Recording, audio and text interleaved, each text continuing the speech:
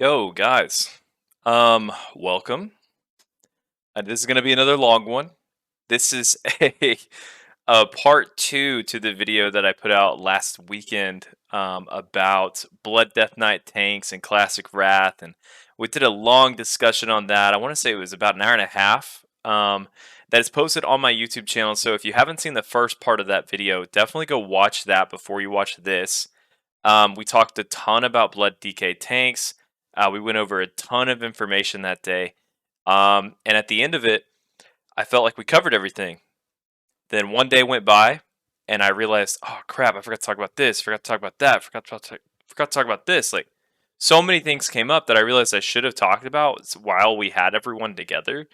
That I just think I needed to make a part two to this video. And hopefully, moving forward, next time I do something like this, I don't forget so much crap. I'm not trying to bait you into clicking on another video of mine. I really am not. Hopefully, I can use this to help cover all my bases next time we do a video like this. So, this is going to be a longer one. Get comfortable. Today, we're talking about gearing for a Blood DK tank.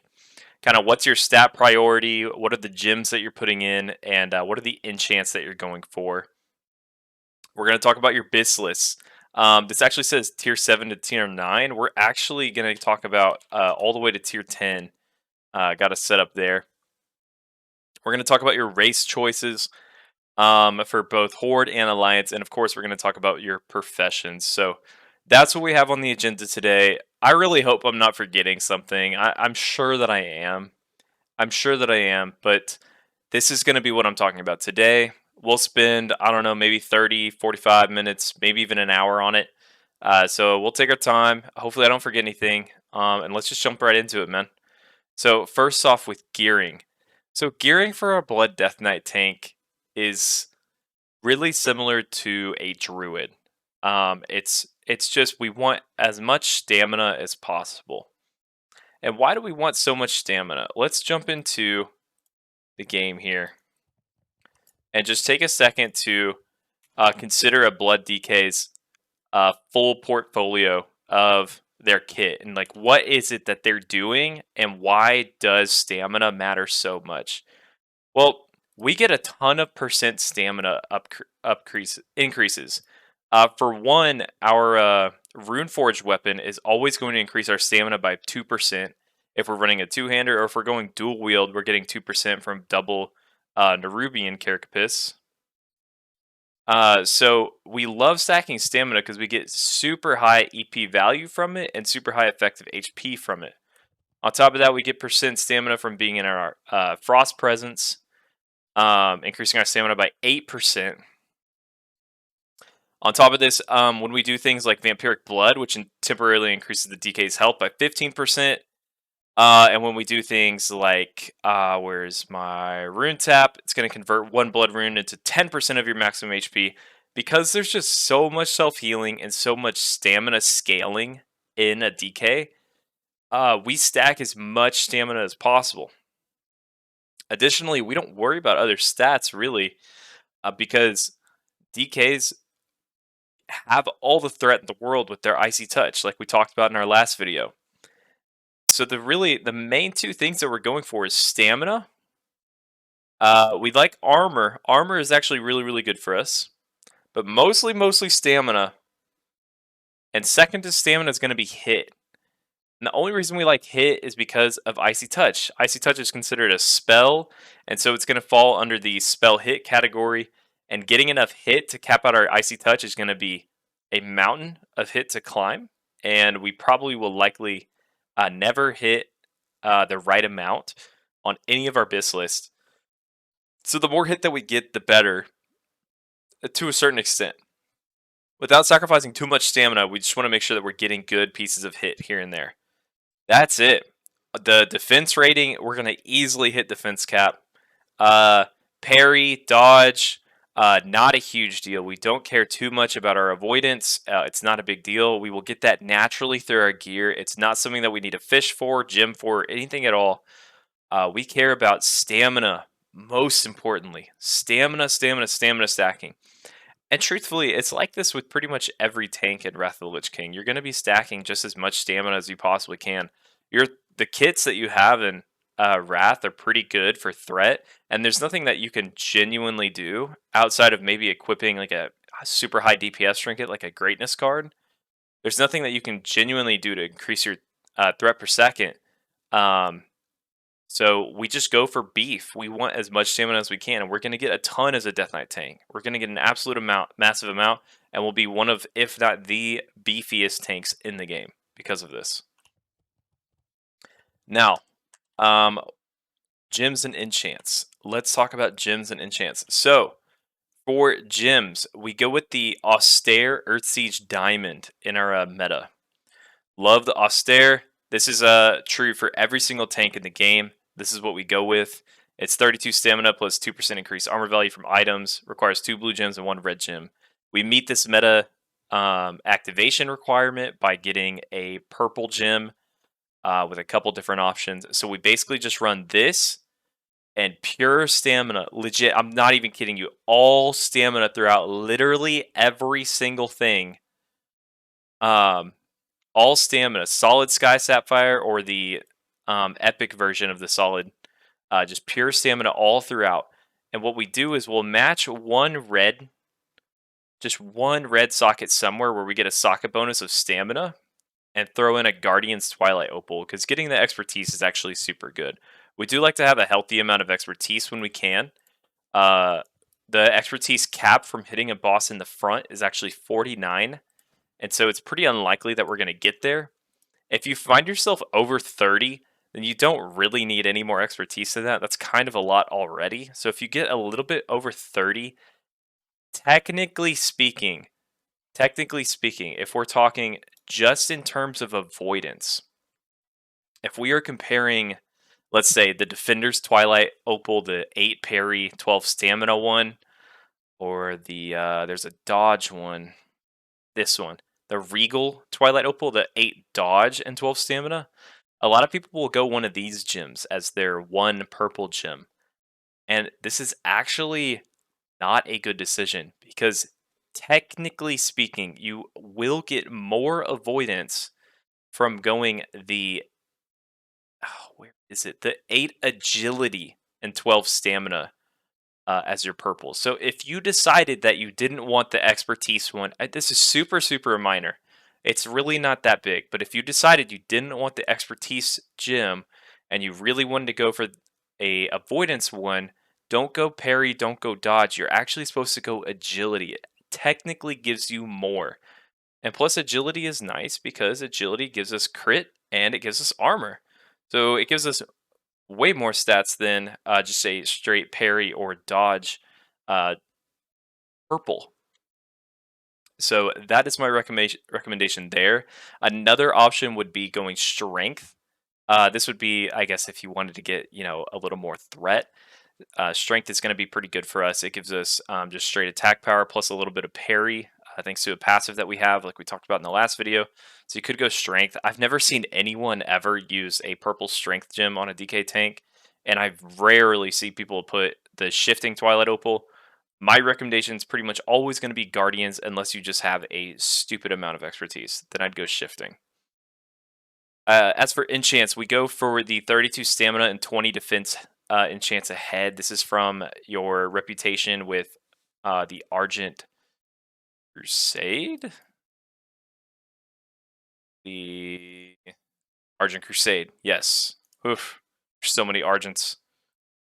For shoulder enchant, we go with the 30 stamina and 15 resilience enchant.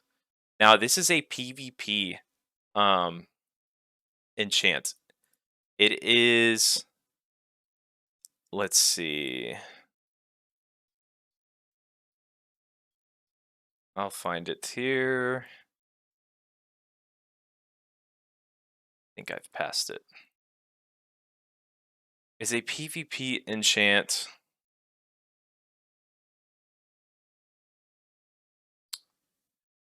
PvP misc. Here it is. It requires 10,000 honor.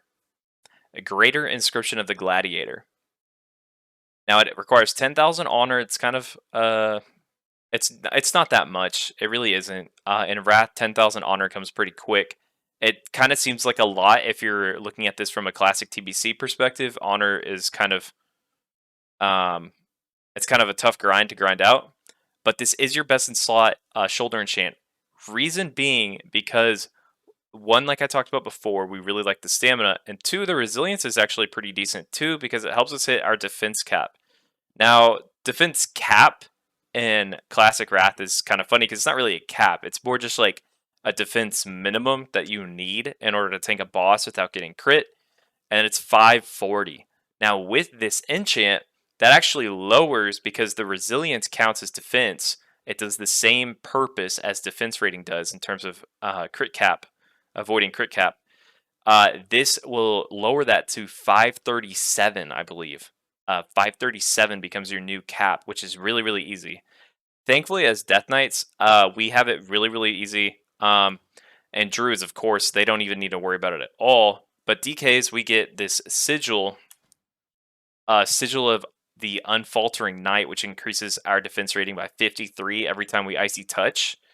And it lasts a pretty good long while as well. I'll go run over to a target dummy and show you how long it lasts. But that's going to be what we go with. Death Knights really don't have too much of an issue at all hitting that defense rating cap. It's not a big worry. It's just something to be thinking about as soon as you hit 80. You do need that going into your first raids. And let's see, this Icy Touch, yeah, lasts 30 seconds. So we are always going to have permanent uptime on this. Losing this buff for any reason would be pretty silly.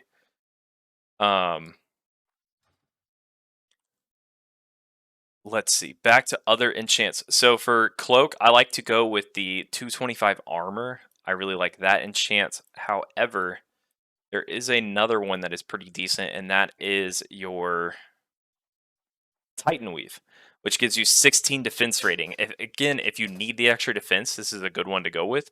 So I'd recommend going with the Titan Weave if you need it. For chest enchant, we go 275 health. That's going to be the best chest enchant that you can get. For bracers, we go 40 stamina. Nothing else is even close. For gloves, we go with the plus 885 armor. This is engineering only. Engineering only. Now, if you weren't engineering, there's a couple options here. One of them would be armsman. It's going to increase threat cause by 2% and parry by 10. Pretty decent. Another one to keep in mind, though, is precision. It's going to be just straight 20 hit rating. It's actually a really efficient place in your gear to get some more hit rating if you need it. To me, just a good rule of thumb is I like to be over 200 hit rating. That's just kind of like a goal that I try to aim for as a tank when I'm gearing out my stuff. I don't want to sacrifice too much unless I'm getting just a massive amount of stamina off of something. I'm going to try to stay above 200. Again, the chances of you getting enough hit to be spell hit capped is pretty low, unless, of course, you're speccing into Virulence. But with that in mind, those are the two enchants to our gloves. For belt, we go with the blacksmithing belt gem. So we get an extra gem, and we just throw in a solid stamina gem in there. For legs, we go with the 55 stamina, 22 agility, leatherworking enchant, of course. And then for boots, if you're engineering, you definitely want to go the nitro boots. However, if you are not engineering, we are going to go with the Tuskar's Vitality, which increases your minor movement speed by 15%. It gives you a minor movement speed plus 15 stamina. Another good one, of course, is the, where is it? Greater Fortitude, 22 stamina. What's nice about this enchant is actually it's just dirt cheap. Super cheap. So if you're just balling on a budget, go with the 22 stamina. However, I'm going to recommend the Tuskar's Vitality. But in the end, I'm recommending engineering, and you should go Nitro Boots. There are no ring enchants unless you're enchanting. And of course, like I said, our weapon enchants are the Nerubian Carapace and the Stoneskin Gargoyle. If you're going two-hand, would be the Stoneskin Gargoyle. Those are your options there for enchants. Now, BiS lists. We're talking about BiS lists for T7 to T10. Now, let's go into these. So we'll start with pre-raid, actually. So, pre-raid is interesting. Let me first just kind of maybe mini rant about pre-raid BiS, especially from a classic Wrath perspective, is these aren't really a thing. People will be able to raid as soon as they hit 80, especially because there's no attunements that happen in Wrath like there are in vanilla and in TBC. You will straight up be able to walk into raids as soon as you hit 80. The only thing that we care about is hitting our defense cap, of course, as a tank. So getting that defense cap is going to be super, super important. We use these pre-raid lists as just a shopping list. These are things that you really want to go for, to aim for. These are going to be really helpful for you, but they are by no means a true list that you can obtain. We usually use pre-raid BiS in a private server scene, like I'm familiar with, because we have windows where we're to level up to 80, and we have a week or 2 weeks or 3 weeks before they release Naxxramas and Obsidian Sanctum and EOE, and that's when everyone just levels up casually, or you level up really fast, and then you start spamming heroics, and then this is the gear that you want to have ready going into Nax. But that's not going to be a thing for Classic. This will be a more or less official pre-raid BiS list, but you can't overthink this. You just take all the best items that you can, and you go into Nax and slay. But don't waste any time, really. Just make sure your defense capped as a tank. So first of all, this is our trinket. One of our trinkets, we have Essence of Gossamer. You can see I'm still running this. This is a fantastic trinket.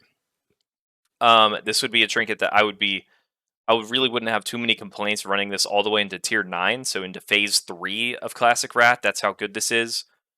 Just a phenomenal trinket overall.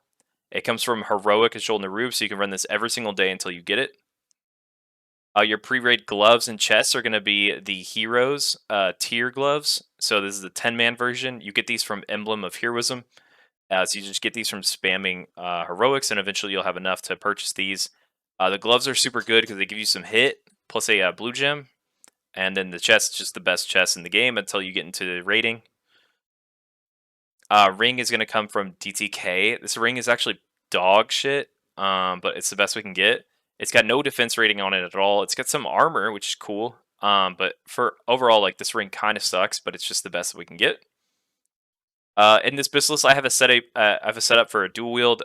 Again, you don't have to go dual wield, and I talk a lot more about dual wield DKs in the last video. So if you have questions about dual wield DK, just go check out the last video. Long story short, the TLDR is dual wielding and two-handing. I support both. Weapons are stat sticks. They're just straight up a stat stick for me, for DK tanks. That's just the philosophy of it. So these are your two best weapons for DK tanking. This is actually the same stats as another one that is a sword that drops out of a Utgard Keep. So if you're human, you probably want to go for that instead of this axe. I went for axe because I'm orc. Let's see, Titanium Earthguard. This is a jewel crafting ring that is phenomenal, absolutely phenomenal. If you can get this ring crafted ASAP, I would go for it and throw maybe a jewel crafting blue gem in it because it's so good. This ring is huge. Next, we got Emblem of Heroism. More items. We have our belt. It's just going to be the best belt. There's another good belt that drops out of a Azul Nerub, but this one is better. Of course, we have our sigil. And then this neck. Great neck. It's got some hit on it. A good amount of stamina. This is a fantastic neck. I would get this pretty early too, after you've already gotten some other important pieces from your heroism. Again, this sword is coming out of Heroic Utgard Pinnacle from the last boss. These shoulders are funny because they have shield block on them, so it might look kind of silly having them on, but technically they are just going to be one of the best shoulders. If they're the best shoulders you can get outside of raiding content, unless maybe you have something that's ridiculous from Sunwell Plateau. These shoulders have just a massive amount of potential stamina on them thanks to the gem. So if you get these shoulders, plus throw a gem on them, plus enchant them with the 30 stamina enchant, these shoulders are the best you can get until you start raiding. So they're great. Your other trinket's going to be the Monarch Crab. It's a jewel crafting only trinket, not like the ring. This is a BOE. This is you have to be jewel crafting to have this, and it's just fantastic. Again, just like the Essence of Gossamer, I would like to replace it before going into tier 9 into TOGC. But if I don't replace it, it's not the end of the world. This trinket's fantastic. Fantastic. I will comfortably use this all throughout Old War and not have any complaints.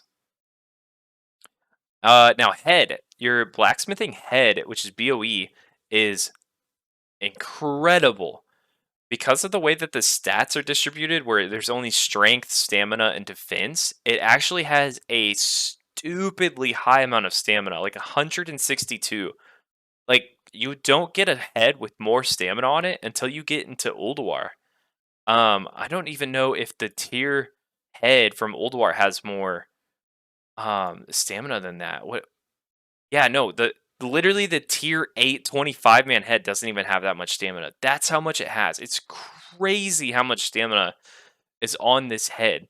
Um, you get this and you run with it for a while. It is awesome, and you will be sad to say goodbye to this head because of how much stamina it has. Get this head early. It's super important that you have it. It's going to be BiS until you get into Ulduar, and even in Ulduar, you're going to be totally comfortable continuing to wear it because it's so beefy. Next we have Bracers of the Herald. This is just there's a lot of decent bracers, but these are like the only epic ones that you can get before raiding. It comes off the last boss in Old Kingdom Heroic. There's a lot of good cloaks out there too, but the best one is going to be coming from a the boss in the hallway to the first boss in Nexus. Actually, drops this hit blue cloak. It's pretty decent. The last boss in Violet Hold drops a heroic bolstered leg plates. Um, these are the best tanking legs, and I really like the hit on them. But you replace them kind of quick. Next, you have these Sabatons of Draconic Vigor. These are coming from Revered Wormrest Accord. They have a good amount of hit and good amount of stamina. However, if you don't want to get these, to me, these are like pretty easy, pretty free. Good amount of hit, good amount of stamina, and it's reputation, so they're super easy. However, there's some crafting blacksmithing ones that are super good too. Um, these ones right here, 120 stamina, 35 defense. There's just no hit. Um, and they're just kind of a little lackluster for me. I'd rather just go with the other ones. But these are good options. If you have a bunch of gold and you just want to straight up buy some BOE boots from blacksmithing, go for it. Rude. And that's it for the pre-raid. Let's go on to tier 7. Now in tier 7, we're still running with the same trinket from pre-raid. We still have the same sigil from pre-raid, the same uh, trinket from pre-raid again. Also, we're still running with the blacksmithing head, and we're still going with the JC ring. Now, the only things that we replace is, of course, we're upgrading our chest and gloves from the heroic, the 10-man version to the 25-man version. So we'll have to either get those from Obsidian Sanctum 25-man here for the gloves, or maybe from VOA. And the same thing here with the chest. And then from Nax, we're getting the Sabatons of Endurance. These are just some solid boots. 111 stamina gives you some expertise too. There's actually a lot of good boots in tier 7, so you have a ton of options for boots. So just take your time and pick some good ones. If you don't ever see these or don't like them, you can get some for Emblem of Valor that are totally fine. For shoulders, we go with the shoulders off of a noob. They give you expertise plus a socket, which is pretty good. Although the tier shoulders are fantastic too. Now for weapons, personally, especially if you're orc, I'd like to recommend going double last laugh. I'm a fan of the dual wield tanking, like I've said before, and like I'm literally running right now. I don't need to go too much into it, really. I do really like these. It gives you 146 stamina all combined if you use both, and it gives you 48 hit rating. That is awesome. Dueling both of these would be so sick. The chances of you actually getting two is going to be kind of hard, though. Maybe you'd have to run splits, but even then, if you're running splits, like you're probably just going to pass these to a paladin. Even like an alt paladin, I'd probably pass these off to, because inevitable defeat, which drops off trash in Extremis, you'll probably see these quite often, no one wants them. Like straight up, people will probably use them as an item upgrade originally, but this is basically your BiS. Inevitable Defeat's awesome. A awesome tanking weapon. In fact, I never saw it drop on this Death Knight. That's why I'm still running with the dual wield setup. But this is 120 stamina, good amount of strength, good amount of agility, and a good amount of expertise. 78 expertise is awesome. So this is a great item, especially if you're Alliance. I mean, you could run with this if you're maybe if you're human for some reason. You'll get even more expertise from the mace. So inevitable defeat is great, and I would definitely recommend going with this. It's good. It's just going to be so easy. Like you'll see people disenchanting inevitable defeats really fast when this can just be your BiS. But if you get lucky and see a bunch of last laughs, like straight up grab them. They look awesome and they're really well statted. For cloak, there's actually a lot of good cloak options. There's a good cloak option from Obsidian Sanctum with a socket in it. If you want to go for a higher stamina build, there's a cloak with hit from Valor. If you want the hit rating one, it's super good.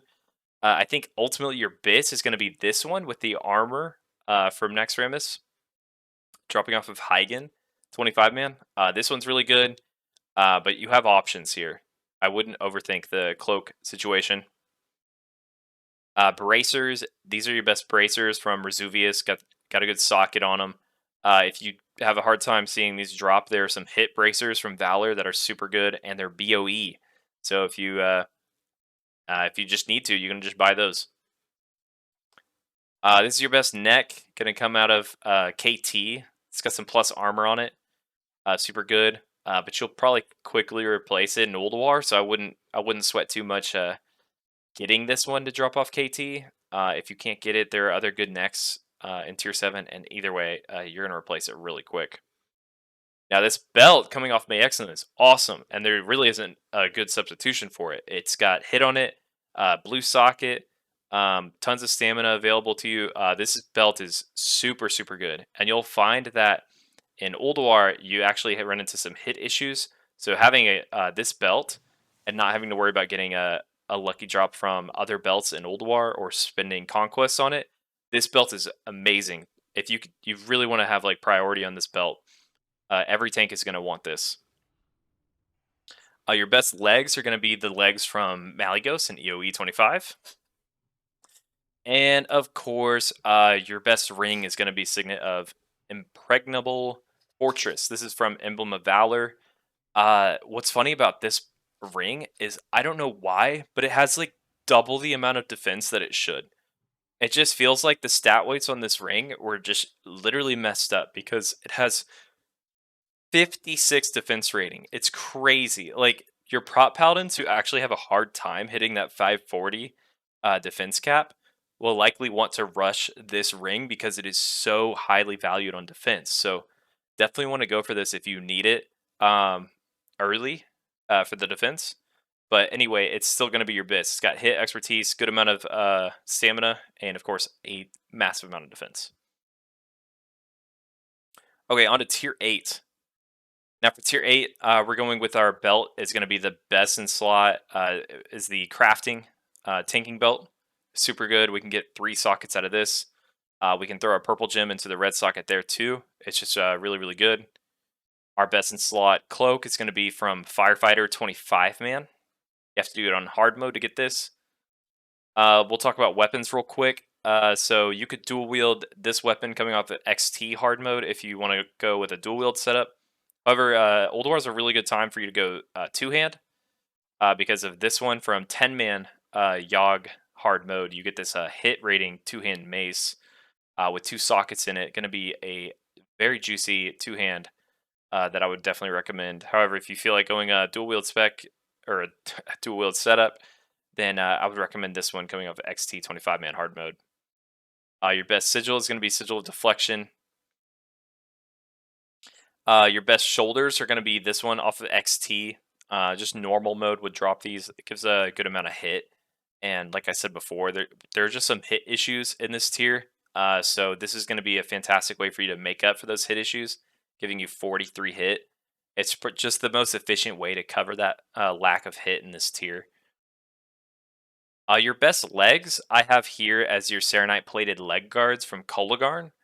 But there's other options. You could also go the tier legs. I just think these are gonna always win out over the tier legs, and also the Algalon 25 man legs are really good. Let's see if we can show those real quick. Algalon 25. These legs are fantastic. Obviously, you're gonna get so much more stamina from running these legs. It's just the armor from the other ones are just super good, and hard to pass up. Either way, it's fine. I'm gonna recommend the armor ones from Kolagarn, but you could totally run with the 25 man Algalon ones too. Flame Leviathan normal drops these wrists. It's definitely gonna be your BiS. One of your BiS trinkets has got to be a Heart of Iron, off of Ignis. Freya Hard Mode 25 drops these gloves. These gloves are actually crazy. They have more available stamina to you uh than anything you can get in the next tier until you get heroic gloves. And getting heroic gloves on a Death Knight tank is really hard to swing on in TOGC in tier 9. These gloves are just insane. So they're super super good if you can get your hands on them early.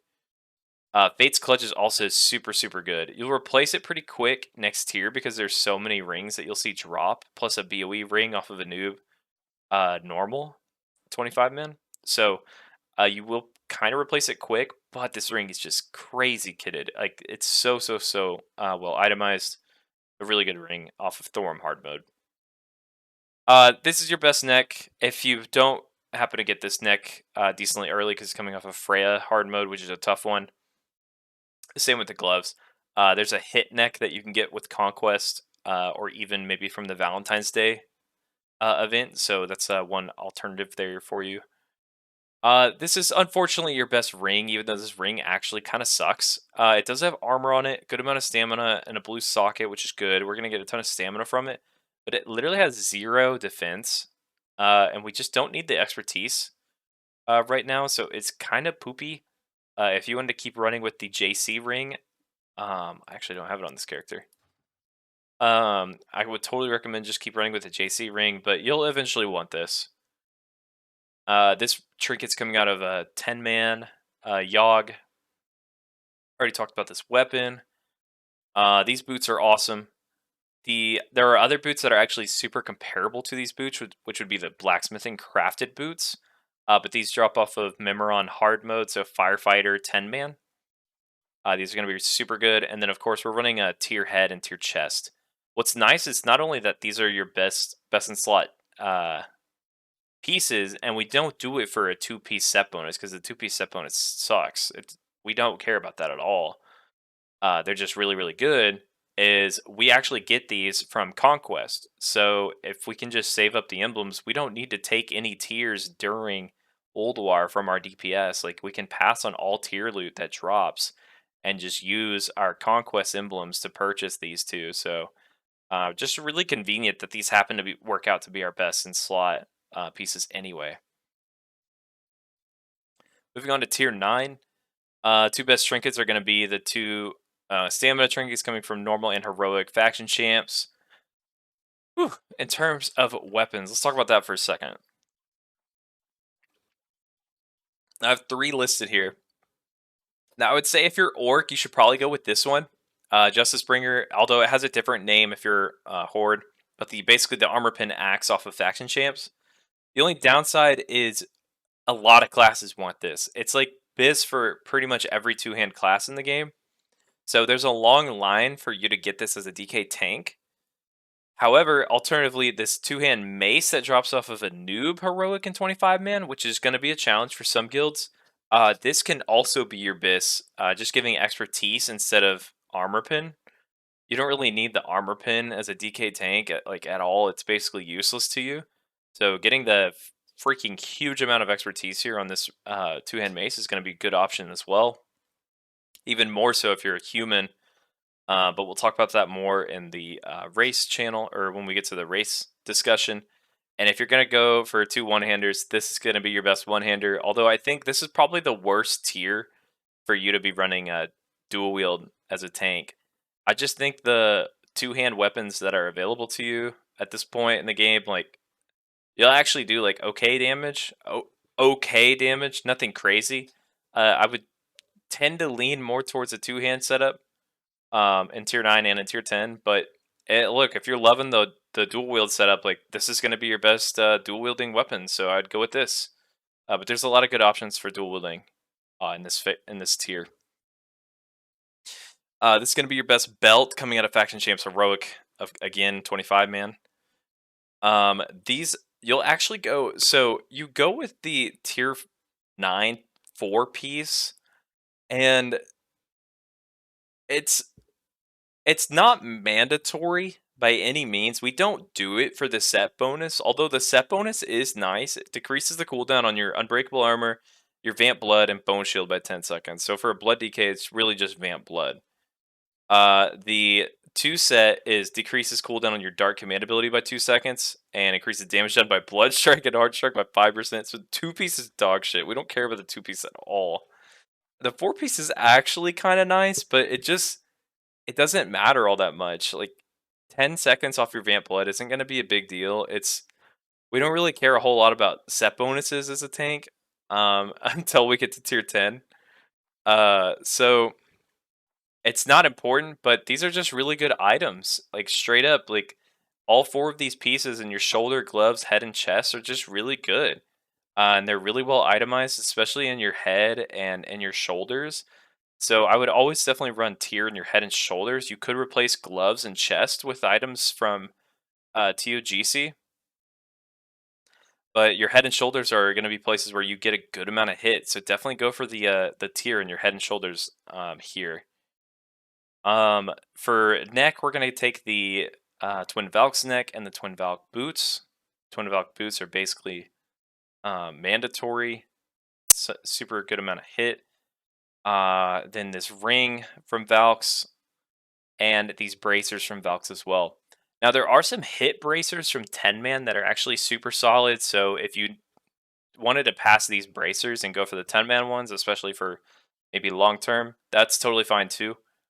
Because you're kind of hurting on hit a little bit in this tier as well. But don't worry, you'll get a ton of hit in ICC. Your other best ring is going to be coming from a noob in 25 man as well. And then, of course, your best slot cloak is from a 50-50 run in 25 man if you see it drop. And I believe that's it. Oh, and your sigil. Your sigil, again, is just going to be the sigil of the tier. So, this one. It's basically the same as the last one. Oops. Just gives you even more dodge, so that it's going in the tier 9 setup. Going for 37 minutes now. It's pretty decent. Let's go to tier 10. Now, tier 10's fun. Tier 10 is like the first time where I'll say, approaching tier 10. Oh, man, you gotta understand, approaching tier 10 as a guild, you need to understand that this content is hard. ICC is not a walk in the park, and it is not going to be 30% buffed. Well, it could be 30% buffed at the beginning, but it likely won't be 30% buffed the first few weeks. And the first time your guild is killing Heroic Lich King, the last boss in the game, the only boss in the game that really freaking matters, your tanks need to be kitted because Lich King hits super hard. This is the only time in the entire expansion and one of the few times ever in the entire game of World of Warcraft where I will actually say you kind of need to funnel your tanks. Your tanks need gear to survive Heroic Lich King. Specifically, your tank on Lich King and the one who's tanking Lich King like in phase 1, and that is usually your Death Knight tank. So your Death Knight tank kind of has to be funneled here. And the way we funnel them is by getting them 4-piece tier, and specifically heroic tier. The heroic tier is super good because it has all this plus armor from the gloves and chest. So these are going to be the 2 pieces that you want to upgrade first when you get those heroic tokens. But on top of that, the set bonus is super good.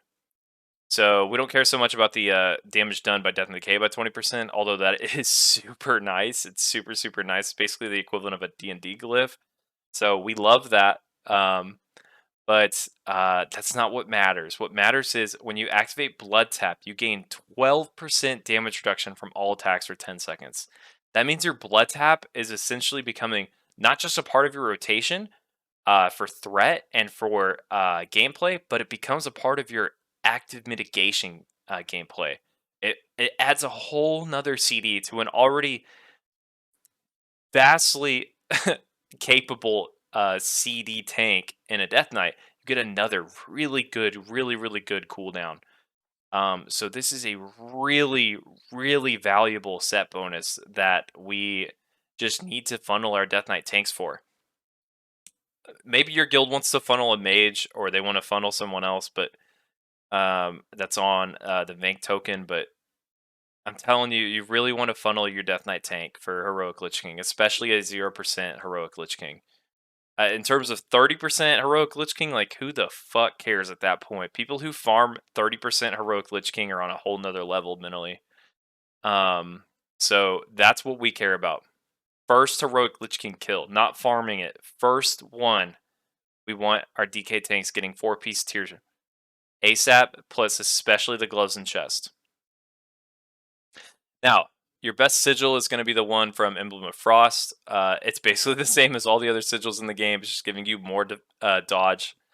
Nothing crazy there. Your best cloaks coming from Blood Prince Council gives you a good amount of hit. Let's talk about weapons. There's a lot of weapons that are good in tier 10. A lot. I guess your best in slot is going to be your Glorinzelg from Heroic Lich King. You could also say your best in slot is Shadowmourne, I guess.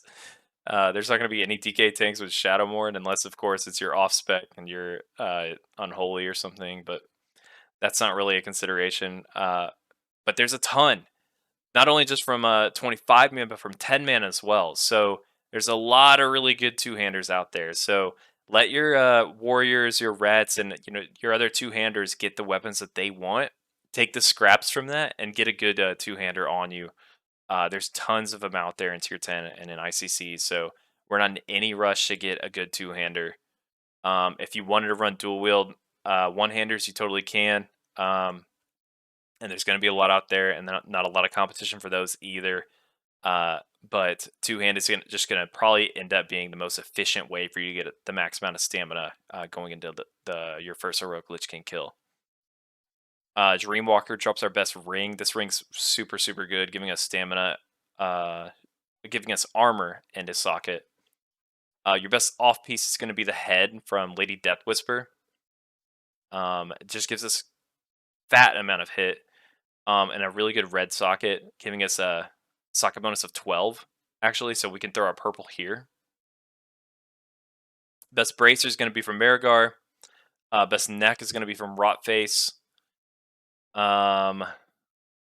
There's another good neck, actually. I believe it drops off of Blood Prince Council.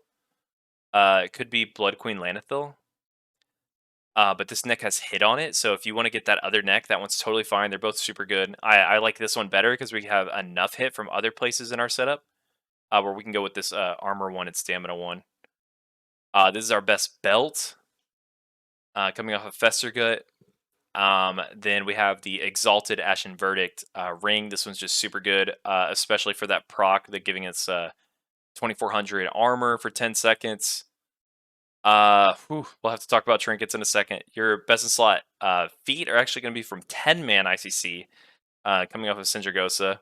Double blue socket, going to be super good here. Plus the hit. This is definitely going to be your best in slot trinket, giving you the most amount of stamina and a pretty good active use for Sindragosa. Unfortunately, it drops on Sindragosa, but it does make anytime that you re-clear Sindragosa a lot easier because it's pretty good for that. And the shadow resist is also super good on Lich King, so this is just a phenomenal trinket to get on your DK. And then we have 10-man heroic Professor Putricide dropping this trinket, which is going to be a super good trinket for us to run. This is your best trinket as well. We just really, really like this armor here. And on fights where we get really good uptime and um, bosses that just attack fast enough, we will get this stacked up to 10, and we'll get an extra 270 stamina from this. It can be a little finicky and it can fall off at times because it does only last 10 seconds and we do have to get hit.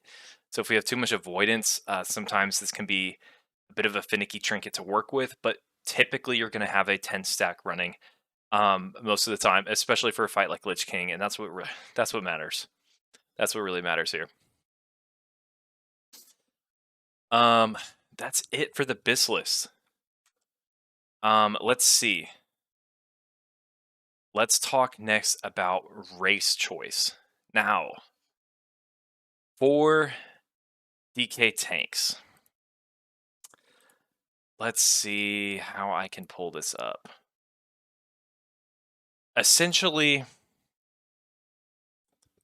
let's go here and see if we can pull up this. This will work. We'll talk about Horde first. A lot of people, let's go like this. There, that view is better. Now, for Horde, a lot of people think Tauren is the best race. And the reason they think that is because of endurance, which gives you a base health increase of 5%. This is not what you think it is. By base health increase by 5%, it's strictly the base health of your level 80 character. It doesn't mean that this scales or gives you more HP when you have more stamina and more health on your character. It is just a flat amount of base health increase at level 80. And that is not very much. To tell you exactly, I don't think I know the exact number of it, but the amount of stamina on endurance is actually very little, very little. You need to trust me on this that it is not very good. It is good, and War Stomp is a fun racial to have, and it is pretty good in PvP. But it is not your BiS. I cannot recommend Tauren as your best race for Horde. Although you will see a lot of DK tanks going Tauren because they think that endurance is very good when it actually isn't. Some races that I will recommend for Horde will actually be, um, weirdly enough, I do kind of like Blood Elf as a DK tank just for their magic resistance. It reduces the chance you'll be hit by spells by 2%. Just going to give you overall 2% magic resistance. Is pretty good. And I do kind of like Arcane Torrent as an AoE silence. It's kind of useful.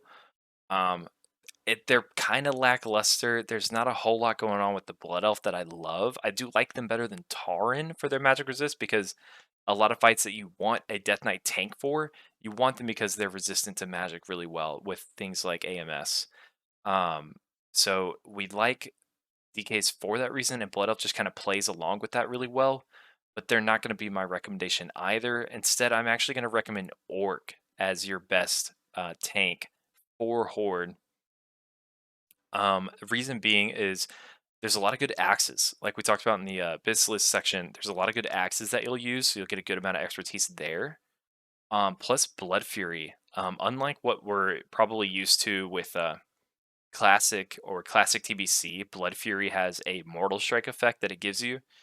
That's not a thing anymore in Wrath. There's no Mortal Strike. There's no downside to using Blood Fury. In fact, it's just a straight attack power or spell power increase for you, and that's just super valuable. That's going to increase your threat per second and immediately tack on all of that extra attack power into your Icy Touch. So it's super good. Orc is definitely going to be my recommendation. Additionally, Orc is super good because it's going to be one of, if not the best, races for you to go for your DPS specs. And you will be off-specking a lot. And not having an Orc or a Troll racial as a DK DPS is going to be a huge downside to DPSing. And it's not going to be as fun for you. You won't do as much damage at all, and you'll just be holding your entire guild back. So make sure that when you pick, I feel like it's worth it because When you're off specking, you don't want to be dead weight. You're not there on solo tank fights to just be like sitting around as a tank. You're there to off spec and go DPS and actually pump. You're not just going to be standing around waiting to collect loot and just AFK or like I've seen so many prop paladins in my day on classic TBC where they're not tanking a boss and all they do is just sit around with their hands in their pockets. They barely even put up Judgment of Wisdom on the boss.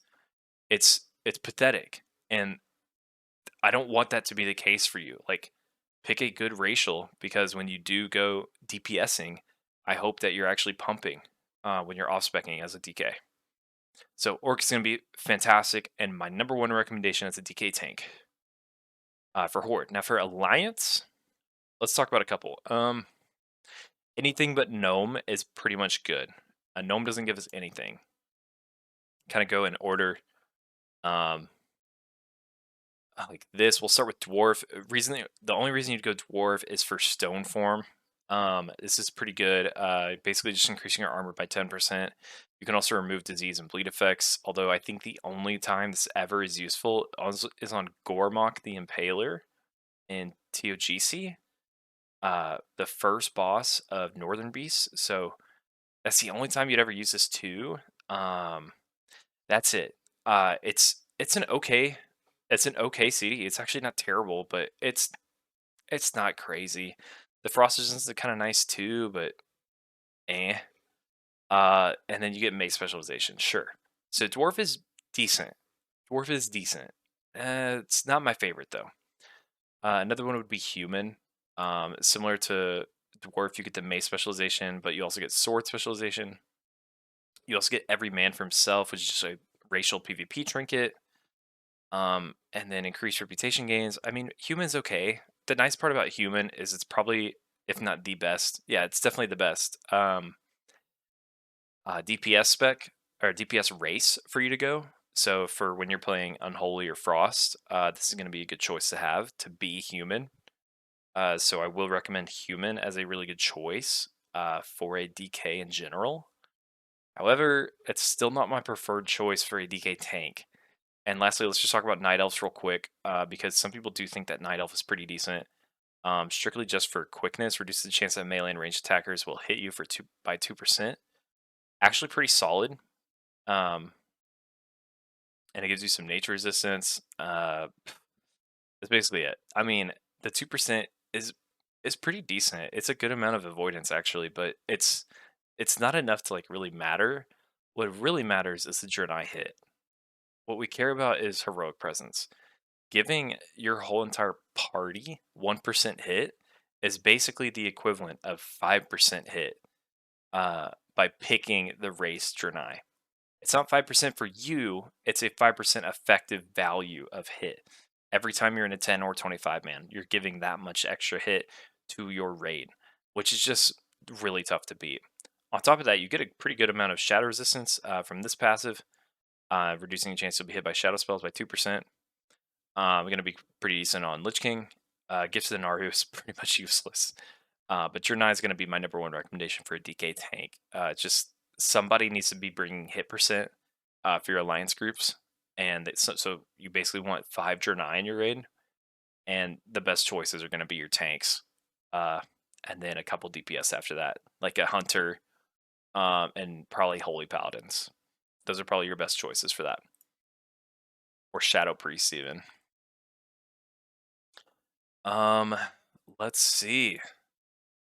Oh, professions. Okay, last thing is professions. So obviously my two recommendations, I think you could have already uh, picked it out from paying attention, is engineering and JC.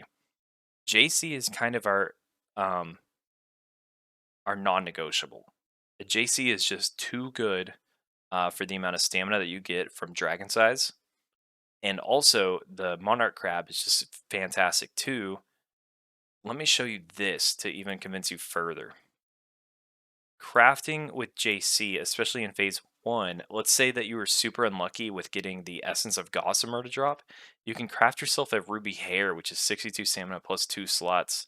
It's going to be just a really good trinket for you to run in Naxxramas until you get your Essence of Gossamer. Heck, this might even be like a BiS for you, just to have that run speed increase if you're a speedrunner. Ruby hair is going to be pretty decent. Um, the only other profession I could think that is good is just anything with stamina and a pure amount of stamina. You're going to get a good amount from enchanting with 30 stamina to each ring.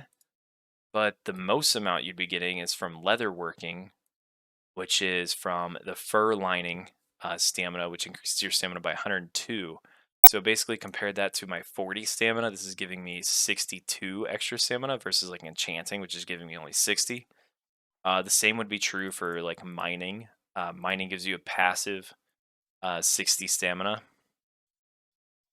And so those are really the only ones you'd ever consider, but you got to go engineering. Another good reason why we like engineering is for the same reasons why we would like horde for going orc. It's the same thing. Engineering is BiS, like for sure BiS on our DPS specs, and so you just should go engineering for tank. So that way, every time you're off specking, you're going to be blasting as DPS. And plus, the nitro boots is really good. Honestly, as a tank, you want to have the nitro boots to either run ahead and pull a pack or run back and save someone from dying, or to run and to avoid a mechanic, or to run and kite a boss. There are so many times that you want to have nitro boots in Rat that you should just have it as a tank too. Plus, the armor enchant on your gloves is super, super good. It's just really good. You don't need the other enchants. So this is just a good amount of armor. Engineering is fantastic on tanks, and don't sleep on it at all. Okay, that is it. Um, that's it for this video. I hope I helped cover all the missing things from my first video. I'll try better next time moving forward. Next time I do this to not miss anything. The next video that I do about this will be a frost decay discussion. I had someone comment that in one of my last videos, and so I will gladly oblige to do a frost decay video. I'll get coffee that day. We'll hang out. We'll talk for like 2 hours about frost decay, everything frost decay, BiS list, rotation, two different specs that you run as frost decay, and all these things. It'll be really really fun. Um, but until then, thank you all for watching.